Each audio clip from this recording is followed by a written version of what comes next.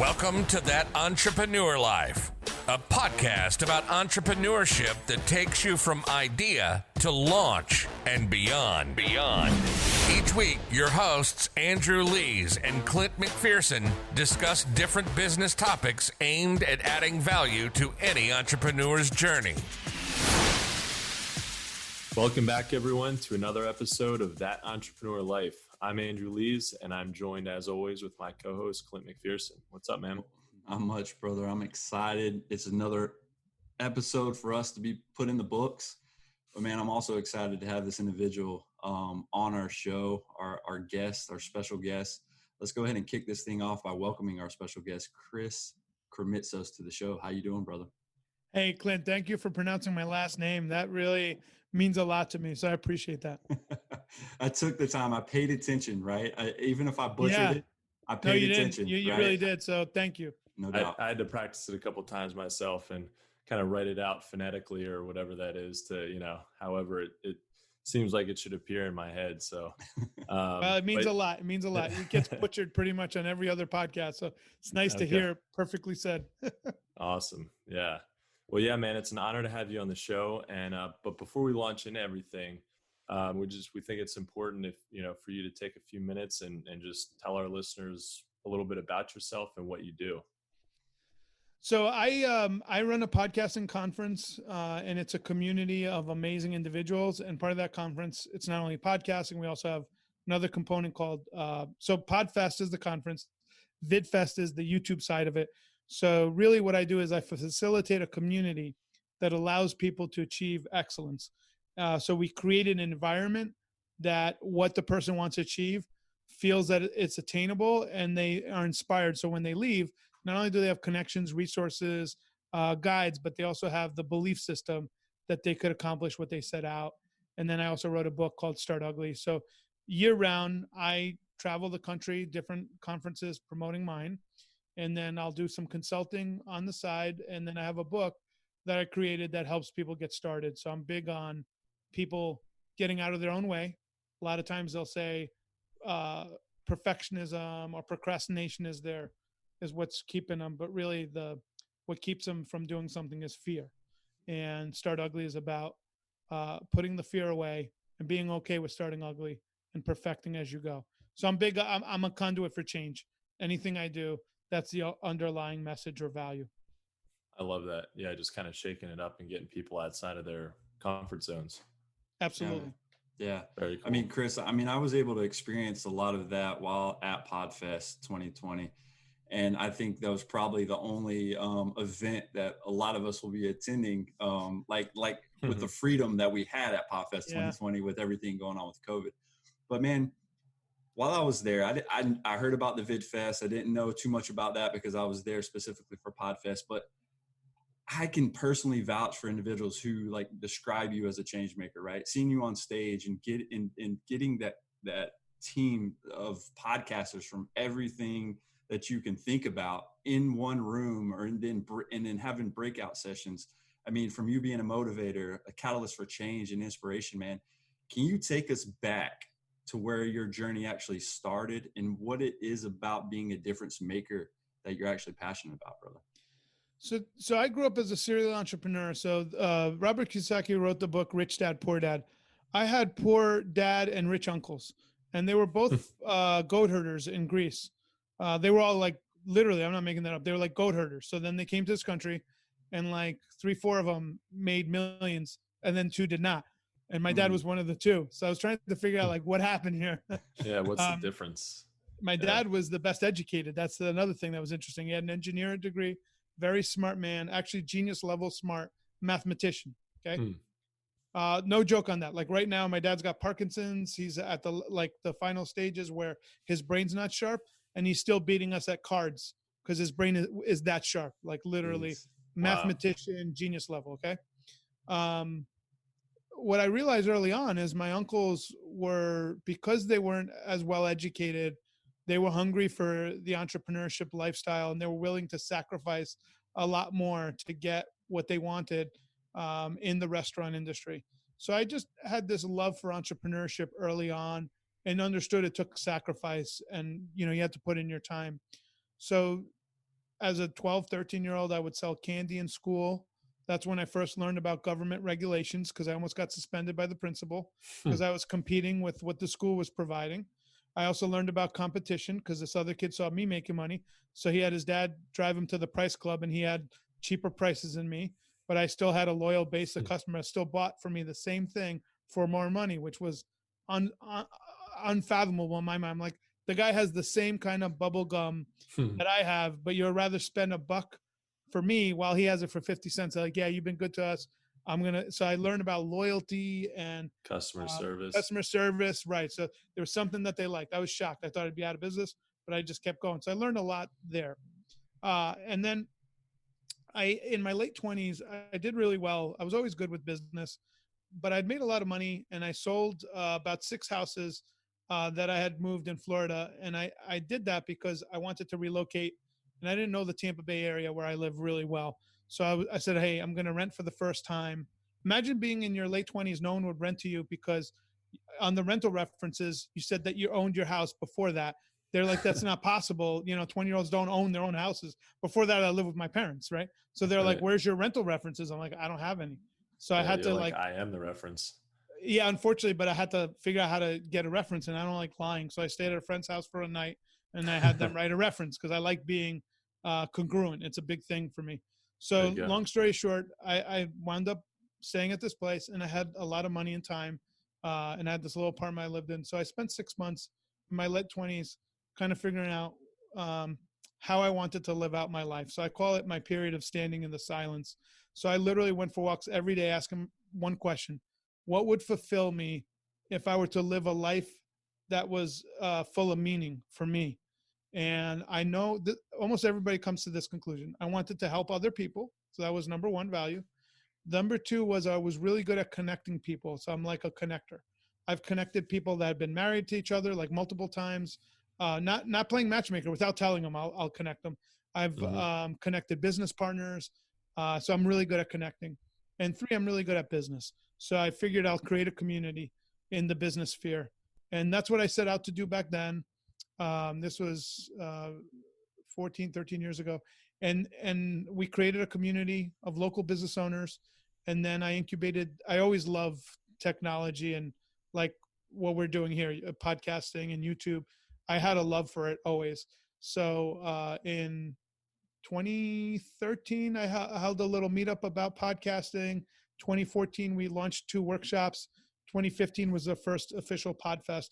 And then I sold my one business, and then I doubled down and grew the Podfest community business. But I had spent close to 2,000 events building community.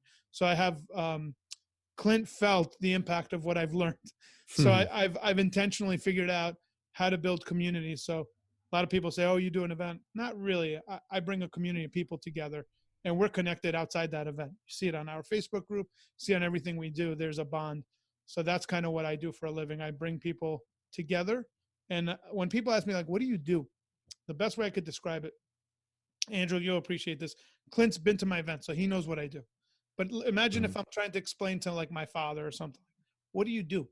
I explain to them, I'm like a podcasting airport, and I bring people and brands together as a hub. That's what I do. Okay. Gotcha.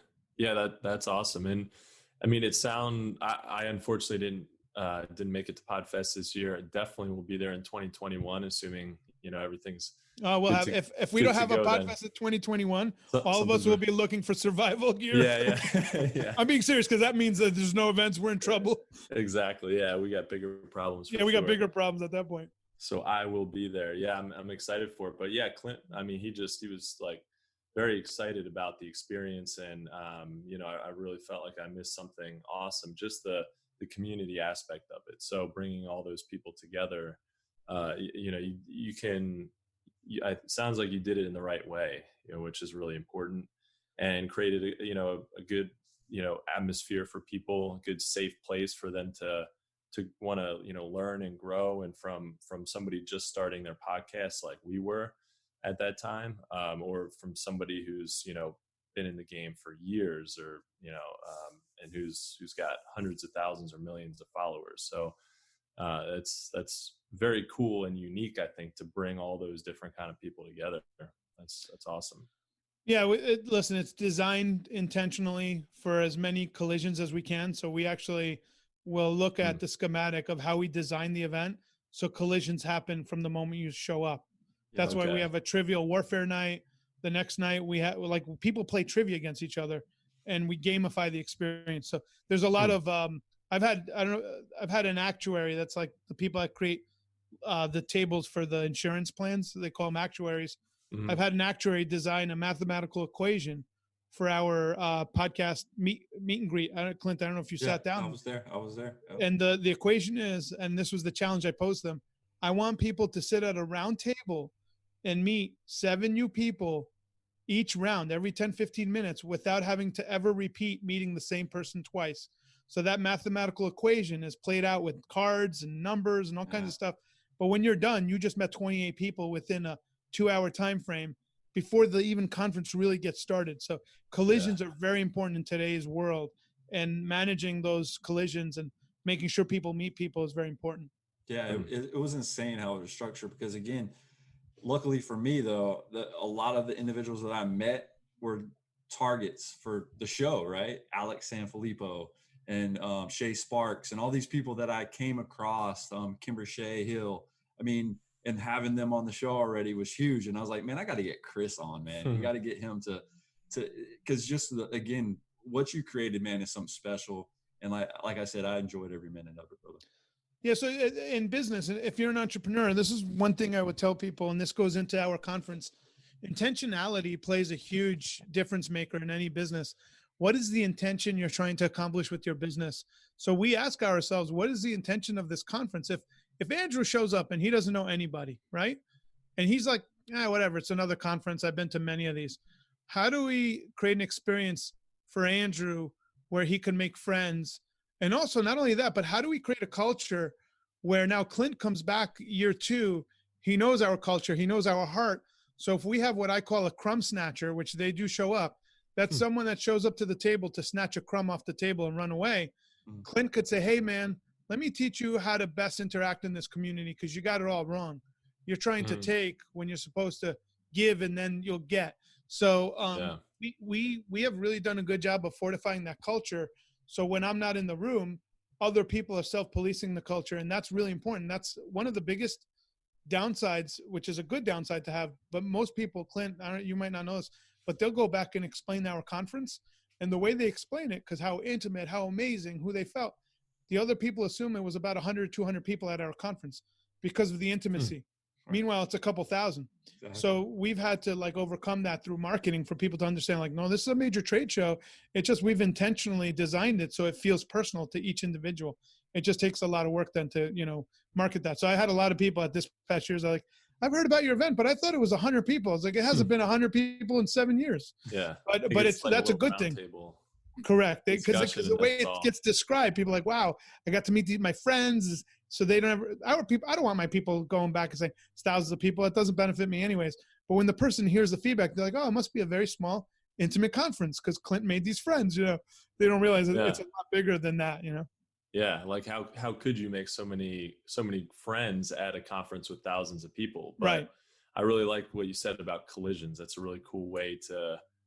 I mean, it gives you a good visual of how you set it up intentionally to let people interact with each other and share stories and share their insight on podcasting and business in general. There's a martial artist here in Florida that I wound up meeting, and he's his one leg is 6 inches higher than the other one, so he's really crippled from his body, the way he structured his spine. He wound up training like 7 champion martial artists because when his name is Stoney, when Stoney went for his belt, they didn't want someone that was crippled, quote unquote, to get a belt. So they would beat the crap out of him. And he just kept getting up to where eventually he got his black belt and he became a sensei to the next generation, the most amazing martial artists in the world. One of his students, Ray Dianaldo, created the Cali Arnaz School of Fighting hand-to-hand combat. Here in Lakeland, Florida. There's no AC in the middle of summer. They're working out in that dojo. Wow. But Stoney gave me this lesson early on. He goes, I see a lot of people, but they're not functionalizing their art form. And I go, Stoney, what do you mean by functionalizing your art form? He goes, they don't know who they are, therefore they don't know how to functionalize what they're doing in a way that's true to their DNA. So that really resonated with me. So when we do Podfest, it's functionalized to my DNA for what I want intentionally for this amazing group of people. So it's unlike any other conference. I mean, we have keynotes that last 6 minutes, panel keynote, 6 minutes. We have our closing keynote is the audience. We end it with a gratitude ceremony. The audience comes up to the mic and tells us what they're grateful for. It's very unique. It's been built to the community because I functionalized what the community wanted and what I thought would serve them. So any business can do that. You just got to listen. Yeah. Yeah. And if you're very clear on what your mission is and what you want to offer people, I think that probably, once you have that clarity, I feel like it's so much easier to really dig in and really, create a business or, create an event around that, because it just comes through. If you're just not sure, you're wavering, you're all over the place. It's really difficult to do what you need to do to get something executed. 100%, Andrew, 100%. That's why I wrote this book, Start Ugly, because in my life, I've started ugly a lot of times. So I have clarity of what I like and what I don't like. Most people never start. Therefore, they don't know what they like or what they don't like. Yeah. So that there's a haze there because they haven't gotten clarity of what they want and what they don't want. So I get a lot of opportunities at my desk. I have a policy. I hear out all opportunities, and if they're not for me, I kindly see how I could help them if I can. But if it's something that I think would be great for the community, I'll implement it. That's awesome. Yeah, I love that. Well, so I want to talk a little bit about business or future-proofing business. So especially with what's been going on last few months with quarantine, a lot of people are kind of scratching their heads trying to figure out how to future-proof their business. What are a couple ways, that new and seasoned entrepreneurs can future-proof their business? And, what do you think about that? So I literally just had my first event this afternoon, a power lunch with a group of friends and entrepreneurs outdoors. We're in Tampa, so we could meet outdoors. And we actually talked about this very thing.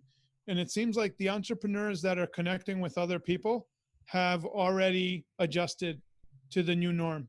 Mm-hmm. And what I mean by that, the entrepreneurs that are on these podcasts or that have a mastermind group or a group of peers that they could talk to have already started adjusting and are ready for growth, or at least plateau, which is a positive because a lot of things went backwards.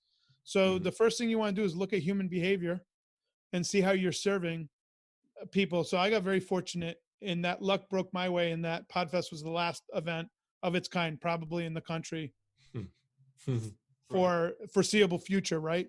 Yeah, until I don't know, we'll see what happens. Until the next one. In the maybe possibly, right? That is a possibility. Right.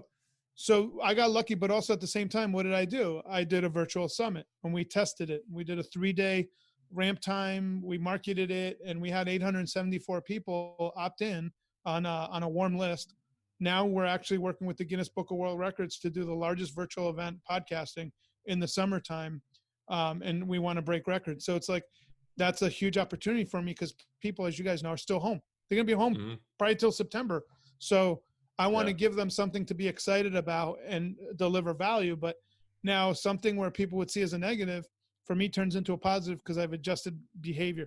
So you want to adjust what you're doing for the marketplace and understand the behavior. Right now with our stock market, there's some irrationality. I really don't understand what's going on. Like it's going through the roof right now. I don't know what's going on there. It's up, it's down. No one really gets it, right? Yeah. But as Warren Buffett would say, you want to run your business not worrying about what the stock market is. And you want to create streams of income that you think you could produce value. And that's all I would say is find what people want, adjust, and create those streams of income to provide value for them, and roll with the punches because that's all you can do. Yeah, I think you said it, adjusting, creating or adjusting and rolling with the punches. That I feel like that's the key, to future proofing and creating a business that things are going to change. So you can't change that. Things are always going to change, and you just have to roll through and do what you know how to do and adjust, because they will. If you're not adjusting, then you're going to fail anyway, even if there isn't a major event, that happens. I mean, Andrew, from our conversations that I've had to pivot, right? Running a digital marketing agency. This is like the worst thing that could happen for me with the things I had in place. So I had to pivot and figure out ways to, hey, I lost 90% of my clients. What can I do now? Am I just going to sit here and moan about it? Am I going to sit here and dwell on that? No, you got to keep moving on. You got to keep moving forward as an entrepreneur and find another way and another, even if it's swapping niches for a certain period of time or whatever it is, man, you can't be scared. You just got to pivot and make it happen. Clint, the advice I give people when they're like down and out and you've lost a bunch of business, because I have friends that have lost 80%, whatever. The first thing is don't talk to your friends that are negative, okay? Because they're only going to live into that perceived bias that everything is done. That's huge.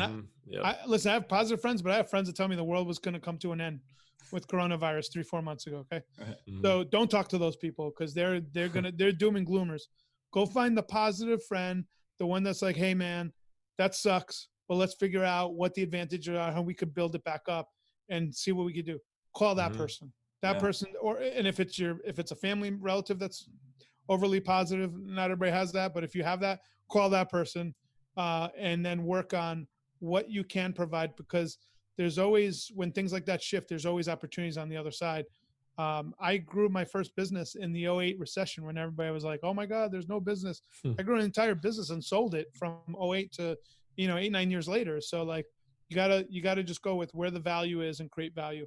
Yeah, for sure. There's always opportunity, and sometimes there are advantages to recessions and downturns too. I mean, there's always advantages, right? So, and opportunity, and if you can find those and leverage those, and I think it's a great time to start a business right now.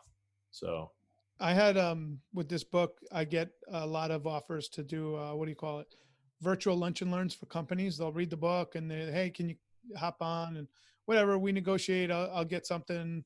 But what's cool is we had a 125-year-old cigar manufacturer contact me, and I was going to like do my stock stuff. But the more I researched the company, the founder started in 1893 was like one of the big recessions of American history. He lost his job and created a cigar rolling business literally on a milk crate, right? One of those wooden milk crates in Ohio, and launched his business in 1895. Then that company went through World War I, the Great Depression, the Spanish influenza, World War II, the Vietnam War, and then, family infighting or whatever, to where it is now. It's the only company still alive from 4,000 cigar manufacturers from the late 1800s. So when I looked at the history, I gave the whole team the history. I go, guys, you guys are like resilient and recession proof and Spanish influenza proof. What was interesting, in the Great Depression, the owner of the cigar company kept all his employees on and made no money, but he broke even, and he considered that a success because he was able to employ all his people. So it's great when you look back in history and you have a 125-year track record of just like accomplishing amazing things. It was interesting to see like how these companies have gone through. We forget, like we're like, oh my God, no one's been through this. World War I, World War I, Spanish influenza, Great Depression, World War II. There's people that lived through in 20 years. They lived through all 4 of those events.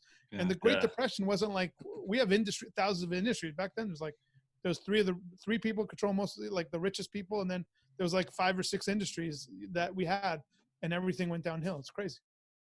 Yeah, man. I just think it's our duty as entrepreneurs to again, embrace what we have in front of us. And a lot of that is resistance, right? And it's how we deal with that resistance, how we deal with that fear, how we deal with unknown. And I mean, I think entrepreneurs were already crazy anyways, as far as taking that risk that a lot of people are scared to take. And I think you've already, crossed a huge barrier for a lot of people just doing that as an entrepreneur. And I think, again, it's our duty to continue to move forward and figure it out, just like they did with their company. You also have to ask yourself, what do you want out of your life and what is it worth? So like, I'd be doing what I do, even if I made a very small paycheck. So money is not a factor in what I do. Most people allow money to dictate their choices, and then they're miserable. So like, you really got to ask yourself, why are you doing what you're doing? And is it intentional? and congruent with what you want to accomplish. And if you can make money with it, amazing, you should, right? But let's say you decide, hey, I feel safer doing whatever, maybe getting this job. Great. Then decide what your hobby is or your side hustle, what gives you meaning, and like pursue it. Love it, man. Love it. So Chris, man, as we all know, YouTube, and I pulled this from your website, right? Because I know you're a speaker. So YouTube is the second largest search engine, right? We're all tracking that. But can you kind of skim the surface for our listeners on how to leverage YouTube in an efficient way and how to possibly tap into social influencers who are waiting to partner with them, and because it's relevant to their business? So there's a couple of ways that you could do it. One is you could become a personality on YouTube. That's one. You could become a subject matter expert. I mean, YouTube is investing a lot of money in how-to information. So if you tag your video how-to, it's going to get cataloged in their search algorithm because they want more how-to information. For sure. Some people don't have the resources to do a whole slew of well-edited videos. I'm a big proponent of then figure out what it is that you do, create one amazing video, and then advertise it on YouTube ads because they're very cheap. You could get, for a penny a click, you could get thousands of impressions. It's a very easy algorithm. If you want to leverage social influencers, you got to look at Social Blade. It kind of tells you a letter grade on the social influencers. And then there's tools like I think it's a Social IQ or Aspire IQ. There's tools where you could actually put ads on YouTube channels and market through those YouTube channels and advertise. So I have a friend right now, they've gotten so big with their YouTube channel, they're landing very big sponsors, but when the channels are smaller, entrepreneurs could really leverage that. Right now I'm doing a lot with Spotify ads. It's yielded me huge results. So there's just a lot of different ad platforms. Yeah, we've been using it for at least 6 months. It's really cheap, but you have to know how to use it. And Spotify ads, you're able to target zip codes. What I love about Spotify ads, you're able to target people's moods, which I've never seen before. So I could target people while they're thinking, while they're exercising. I could target them while they're celebrating holidays, milestones, studying. Wow. So it's been amazing. We've been using that for my wife's women's meditation network. I do the marketing on it. So we've doubled her numbers the last couple months just from some really clear ad programs. I might create a course on podcasting ads because most people don't know where to use them and how to use them, but probably the fastest way to grow your podcast. Sure, man. I love it, dude. Yeah, that makes a lot of sense. And I mean, you mentioned Spotify ads. I've honestly, I feel like they get overlooked. I've never really thought about that. I mean, I've given it a little bit of thought, but that's probably pretty powerful. And the cost, I mean, it's obviously when you're talking about paid ads, the cost is a real issue with the major platforms like Google and Facebook are probably the biggest players, in the pay-per-click ad space. But they're getting so expensive for a lot of things. And, if I want to advertise for my product development business, it could be $10, $12 a click, which is insane. Right. So it's really interesting to learn about these, figure out what are the up and coming platforms where they haven't, there's not as much demand. So the cost is lower, but there's still plenty of return. So that's really interesting. I'm definitely going to look into that a little bit more. Yeah, just I'll be releasing a course soon about it, and if it's something you want to learn, I'll go into it. We've done at least 20 of them, so I've learned a lot. Yeah. The cost of action used to cost me a bunch. Now I got it down to under $1. So but it's interesting because it's like listen more, buy now. There's all different kinds of call to action buttons, and there's all kinds of ways you could target down to zip codes, cities, demos. It's pretty interesting. That's really cool. Love it, man. That's awesome. Well, so with your experience as an executive producer, a mastermind coordinator, and chief creative officer for Podfest, how did you get into the podcasting space, and how has that influenced you as an entrepreneur? Well, I have a love for this stuff. Like as a kid, I used to watch TV and sit there yelling at the TV because they're programming it all wrong. So I'm like one of those guys that likes programming, which is a very weird thing. That's why I love programming my event. I like content. So I got involved podcasting, and I have a couple of podcasts, but I'm not really known as a podcaster per se. I'm known as the guy that brings the community together. So I own the Kid Friendly Network. So we have 7 or 8 podcasts for children, Kid Friendly Joke of the Day, Geography. I just think right now on-demand audio is huge, and I don't think people understand the value. I think they see it as an interview platform, and I think that's part of it. It's on-demand searchable audio, and we've pioneered it where businesses are using it, listing their Q&As, so they could have searchable content. We've done format changes, understanding where the opportunities are in formats. So if an area is very crowded, you could actually break the noise by a new format. So I've just had a lot of fun with it, and my value is once a month I dedicate one day. I do a power day, so I get to consult in all kinds of niches. So I've learned about like the crime scene cleanup niche. There's someone that had a big YouTube show there.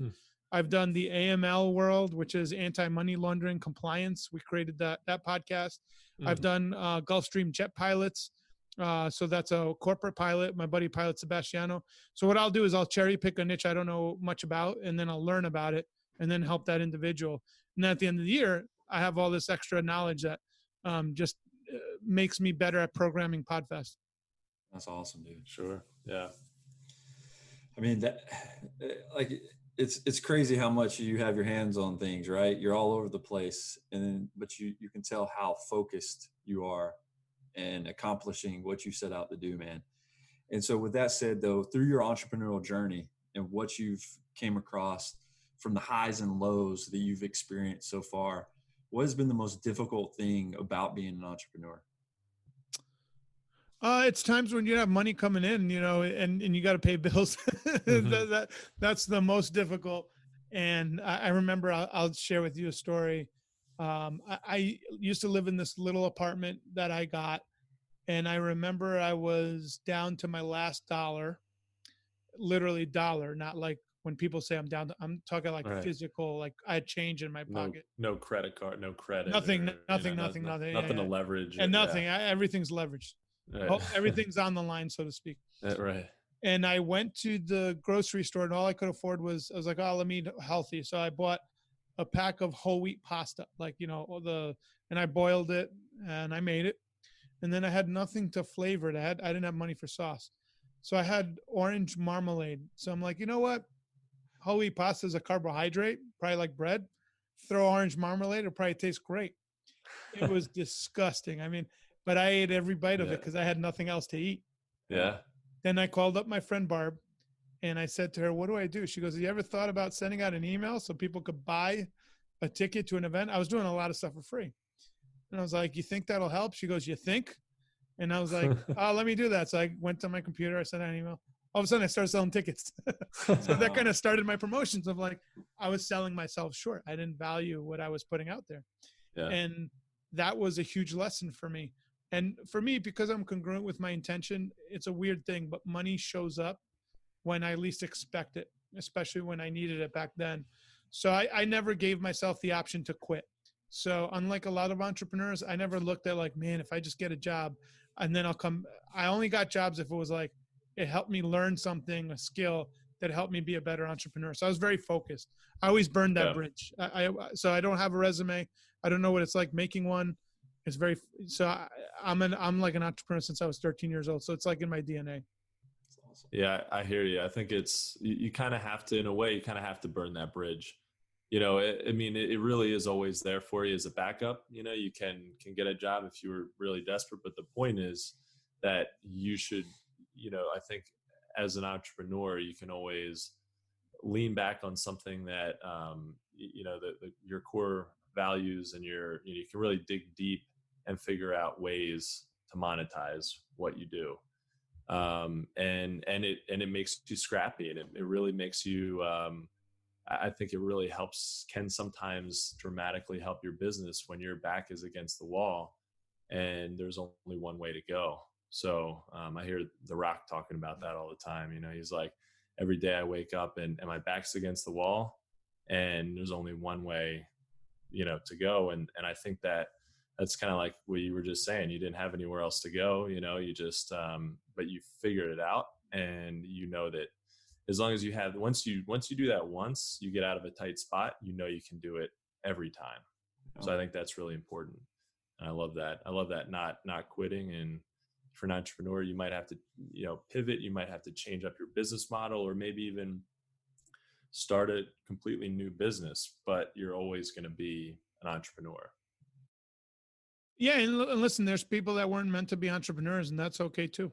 Yeah. For me, I was just a kid from a little guy wanting to be an entrepreneur. And back then it wasn't like popular. It wasn't like the hot thing to be. Like people, it's kind of trendy now. Yeah. Yeah. It's kind of the flavor now. And right. Listen, I see a lot of people that want to be entrepreneurs, but they're what people describe as wantrepreneurs. They're not there yet, and that's fine.